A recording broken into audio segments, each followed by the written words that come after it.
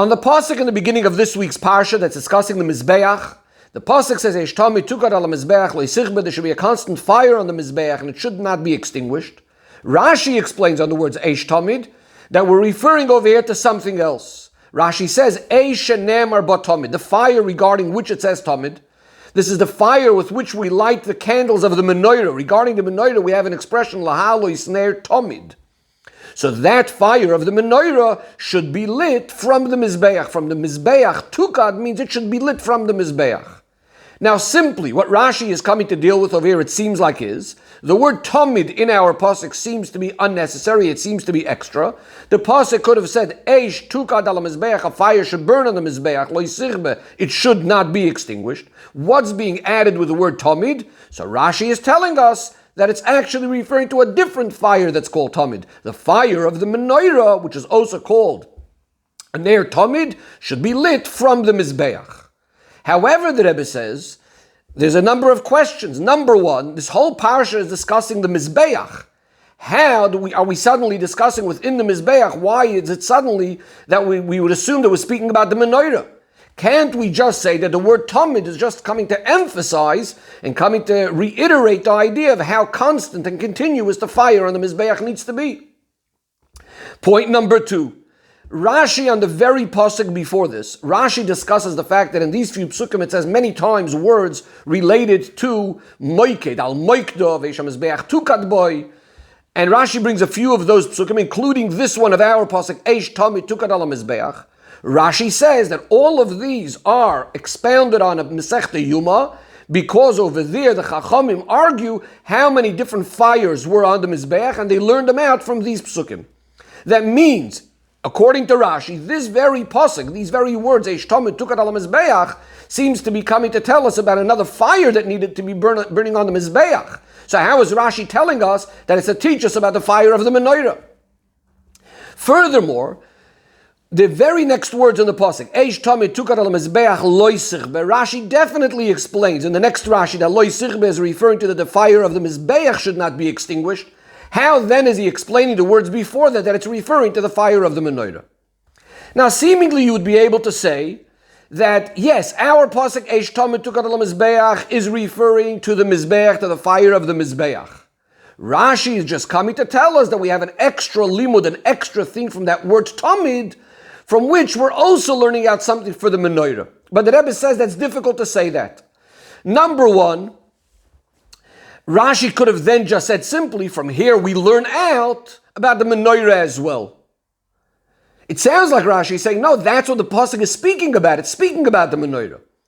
Especially when we look at Rashi, and Rashi says that regarding the fire of the Mizbeach, regarding the fire of the menorah, af hi me ala Mizbeach achitzoin tukad, it too should be burned, should be lit from the Mizbeach achitzoin. It sounds like he's explaining the words of our pasuk. When it says eish tamid tukad ala Mizbeach, he's translating that the fire of the menorah should be lit from the Mizbeach.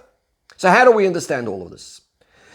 Says the Rebbe, let's first start off with the idea that what we said before, that tamid maybe is coming to add a little bit more to the fact that the fire on the Mizbeach needs to be continuous. Says the Rebbe, it's very difficult to say that. Why is that? Once, in other words, if the pasuk says lo yisichbe should never be extinguished, tamid could not add to that. Why? Because lo yisichbe would mean it should not be extinguished, clearly means it should never be put out. Whereas the word tamid, according to Rashi himself and other places, doesn't necessarily have to be continual. Tamid could be something that happens every day, or something that happens every night. It doesn't even have to be all day or all night. It could be something that's done once a day. Like the carbon tamid that's brought by day, the menorah that's lit once, etc. And therefore, because tamid cannot be coming to add to how continual the fire has to be, that's why Rashi is telling us that the words Eish tamid are teaching us something else. It's coming to speak about the fire of the menorah, which is called tamid, that it should be lit from the Mizbeach. Says the Rebbe, now we can understand what Rashi said in the previous pasuk, that from these few psukim, in the moikdos, in these psukim, we learn many fires, and that there's a machloikus of our chachamim regarding this. Because really, it's upon that machloikus that this Rashi is dependent, meaning to say, according to the opinion, one of the opinions, which uses all four psukim, all four moikdos, to learn out that there's 4 fires. The truth of the matter is, then our pasuk, there's no need for saying that Eish Tamid Tukad Ala Mizbeach is referring to the fire of the menorah, and we would have to explain Tamid, meaning that it's adding to how continuous the fire is, etc. But according to the other opinions, Rashi says there's a few opinions that say there were a number of fires, but not 4. It was less fires, 2 or 3. Then we are left with our pasuk that speaks about Eish Tamid Tukad Ala Mizbeach. And according to Pshutei Shel Mikra, as we just said, it makes more sense to say that it's not referring to the fire of the Mizbeach, because what was being added with the word Tamid, we know already it shouldn't be extinguished. And this is why these other opinions that say there weren't so many fires are actually basing it on our pasuk. That's saying here we have the word Eish Tamid Tukad Ala Mizbeach, and we need to be translating it as something else, and therefore it's not going to be something that's going to add to the fires. Instead, it's referring to the menorah. The Rebbe now says we have something fascinating that we take from Rashi over here in the area of halacha. And the Rebbe says in a number of different mitzvahs and dinim, we sometimes have a question, what is what we call the cause and what is the result?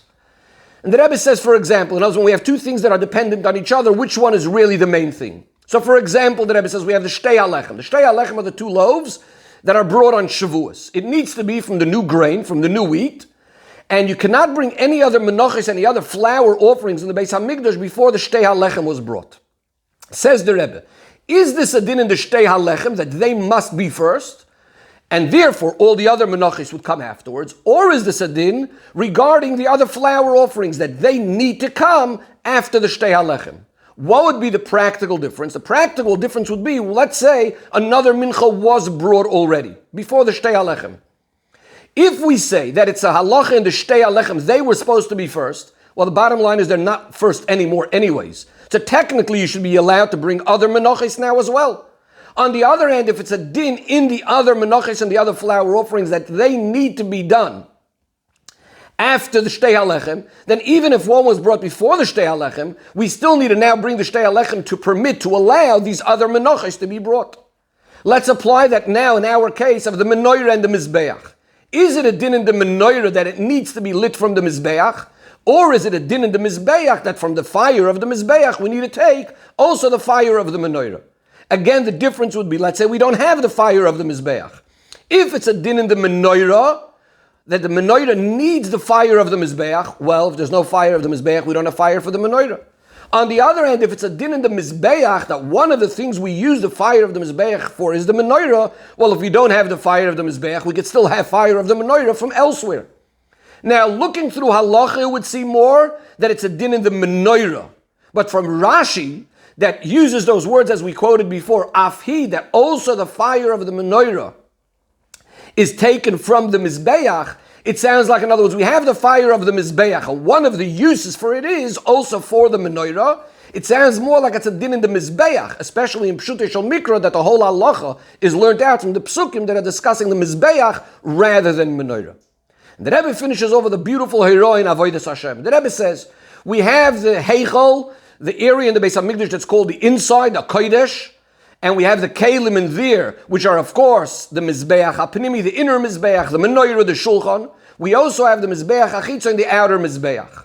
In avodah, this would represent, there's those areas, the things that a person does working within himself on increasing his own levels of kedusha, and then there's the avodah dealing with the world outside of himself, dealing with other yidden, and especially those that are far away.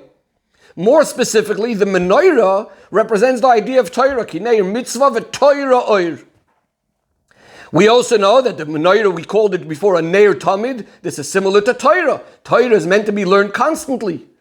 Especially some of the Torah that's mainly involved in learning Torah.